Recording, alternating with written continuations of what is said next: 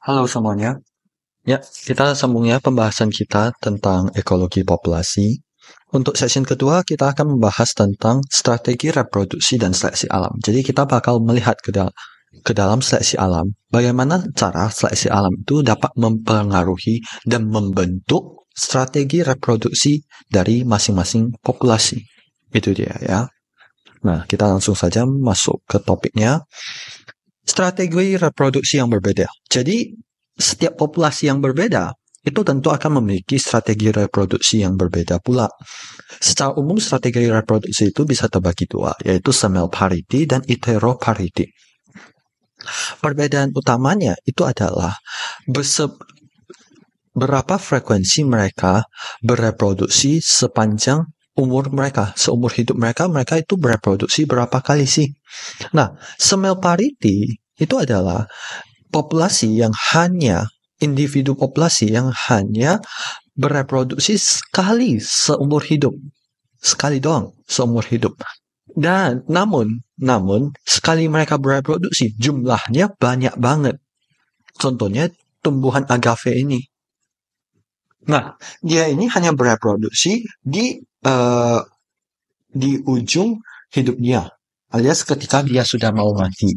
Jadi ketika reproduksi ini sudah selesai terjadi, dia itu biasanya akan mati.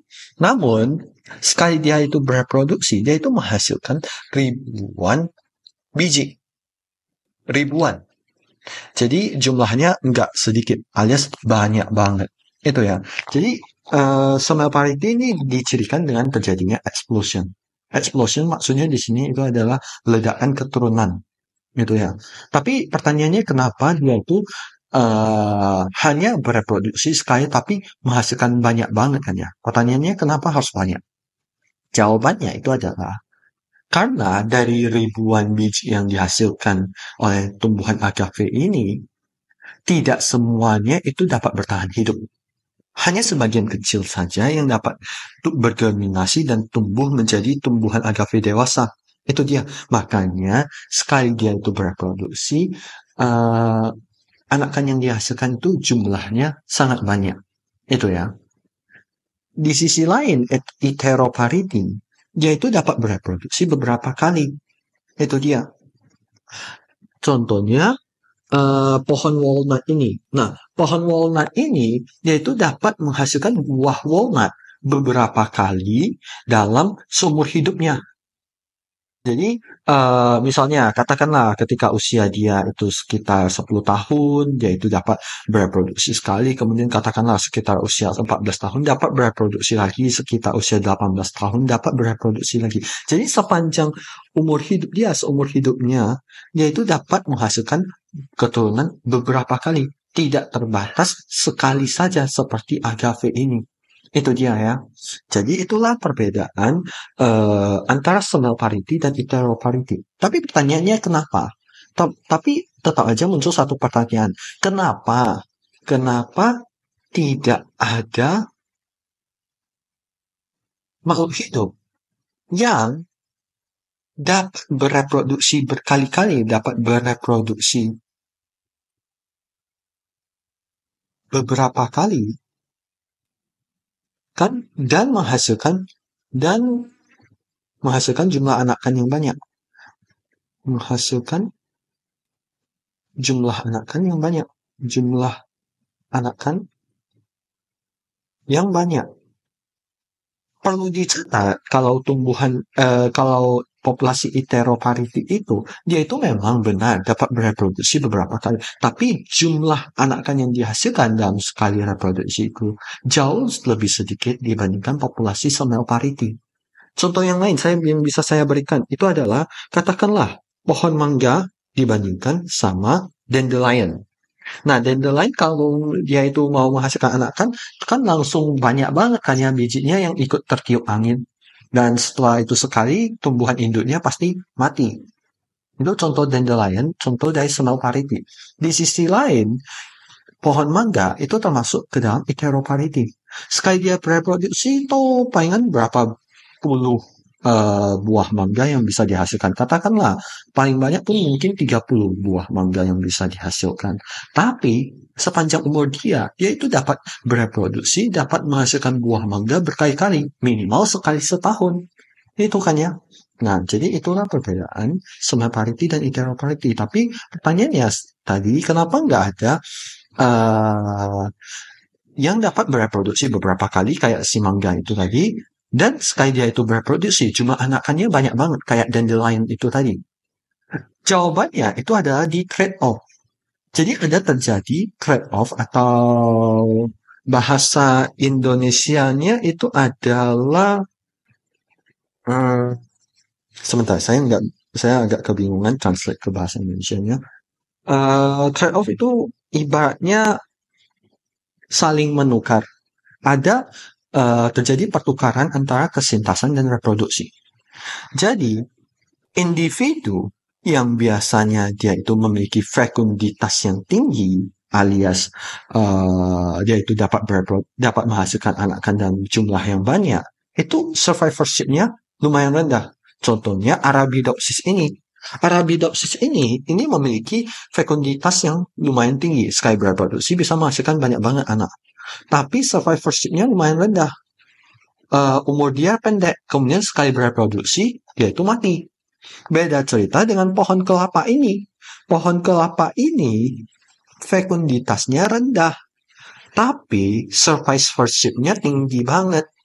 Sekali berbuah pohon kelapa bisa menghasilkan berapa buah kelapa? Palingan belasan aja kan ya. Tapi usia dia itu bisa berpuluh-puluh tahun. Itu dia. Jadi ada terjadi trade-off antara kesintasan dan reproduksi. Tidak ada individu yang memiliki fekunditas yang tinggi dan survivorship yang tinggi pada waktu yang bersamaan. Inilah seleksi alam. Seleksi alam tidak bisa menghasilkan individu-individu seperti itu karena pasti terjadi trade-off antara kesintasan dan reproduksi. Contohnya di pengamatan ini. Jadi eksperimen hasil penelitian ini itu menunjukkan bahwa memang terjadi trade-off antara kesintasan dan reproduksi. Misalnya burung. Burung itu kan dapat memberikan parental care kan ya, yaitu memberikan perawatan kepada anaknya. Nah, perawatan kepada anaknya itu kan sebenarnya itu lumayan mahal bagi parental burung tersebut kan ya. Orang tua mereka itu lumayan memberikan biaya yang cukup tinggi untuk memberikan parental care. Jadi di penelitian ini, the researcher transferred chicks among nests to produce reduced broods, normal broods, and enlarged broods. Jadi ada sarang dengan jumlah anak yang lebih sedikit, kemudian sarang dengan jumlah anak yang normal, kemudian sarang dengan jumlah anak yang lebih banyak. Itu ya. Kemudian mereka mengukur persentase survivorship dari orang tua burung tersebut setelah melewati musim dingin. Jadi di musim dingin ini kan musim yang lumayan keras. Si burung harus memberikan parental care yang lebih banyak dan itu justru bertambah lebih mahal bagi burung tersebut kan ya, induk burung tersebut. Nah, sarang dengan jumlah anak yang lebih sedikit, survivorship-nya justru lebih tinggi daripada sarang dengan jumlah anak yang normal. Ini membuktikan bahwa survivorship dan parental care itu terjadi trade-off antara survivorship dan parental care. Parental care di sini ini kan jelas lebih rendah karena jumlah anaknya lebih sedikit, jadi parental care-nya lebih rendah. Alhasil survivorship dari parental burung itu lebih tinggi, itu dia. Nah, kemudian beda cerita juga, ceritanya juga sama untuk sarang dengan jumlah anak yang lebih banyak. Sarang dengan jumlah anak yang lebih banyak, parental care yang harus diberikan itu lebih banyak, lebih tinggi. Parental care yang diberikan lebih tinggi, jumlah survivorship-nya menurun seperti itu. Jadi ada trade-off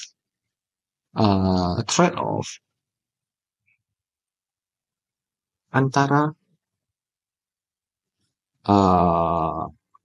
parental care dan survivorship. Seperti itu, ya. Tapi kalau misalnya ditanya, apakah semel parity itu lebih baik daripada heteroparity? Atau heteroparity itu lebih baik daripada semel parity? Jawabannya itu adalah tergantung. Tidak ada yang lebih baik daripada siapapun sebenarnya. Sebenarnya kedua ini adalah sama-sama baik. Kalau misalnya salah satunya itu tidak baik, pasti nggak akan lolos seleksi alam. Tapi buktinya tahu mereka lolos seleksi alam. Masih ada sampai saat ini. Berarti dua-duanya sama-sama baik. Tapi pertanyaannya kok kayak kalau dua-duanya sama-sama baik, kok nggak ada satu yang lebih baik kan ya? Tergantung kondisi lingkungan. Semel parity, mereka itu cenderung dapat hidup di lingkungan yang um, lumayan keras seperti itu. Jadi mereka itu cukup tumbuh, yang penting tumbuh sampai benar-benar matang, baru menghasilkan anakan dalam jumlah yang banyak. Dari jumlah yang banyak itu pasti ada sebagian kecil yang dapat bertahan hidup. Nah, itu cocok di lingkungan yang keras, di lingkungan yang ekstrim. Di sisi lain, heteroparity kalau ditempatkan di lingkungan seperti itu nggak akan survive. Dia itu nggak bisa menghasilkan keturunan. Tapi heteroparity itu cocok di lingkungan yang nyaman banget. Di lingkungan dengan sumber daya yang melimpah. Di mereka itu kompetisinya, di situ dia itu akan menang kompetisi. Kalau kamu tempatkan semel parity dan heteroparity secara bersamaan di lingkungan dengan sumber daya yang melimpah, semel parity itu bakal kalah, heteroparity bakal menang. Dia itu dapat mengalokasikan sumber dayanya dengan efektif untuk reproduksi berkali-kali, otomatis jumlah anakan yang dihasilkan dalam waktu yang singkat itu bakal melebihi daripada semel parity. Seperti itu. Makanya di sini kembali lagi saya bercerita tentang bagaimana seleksi alam itu dapat mempengaruhi strategi reproduksi.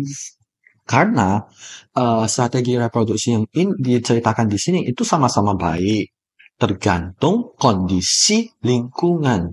Itu dia ya. Oke. Nah, satu lagi, tadi kan kita cerita tentang strategi reproduksi semel parity dan heteroparity. Tapi ada satu pembagian lagi yang dinamakan terseleksi R dan terseleksi K. R-nya memang huruf kecil, K-nya memang huruf besar. Oke. Spesies yang terseleksi K, kita jangan lihat dulu grafiknya. Untuk sementara, kita lihat dulu tabelnya.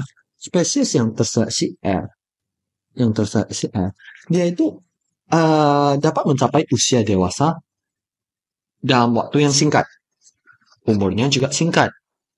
Dia itu tidak memberikan parental care.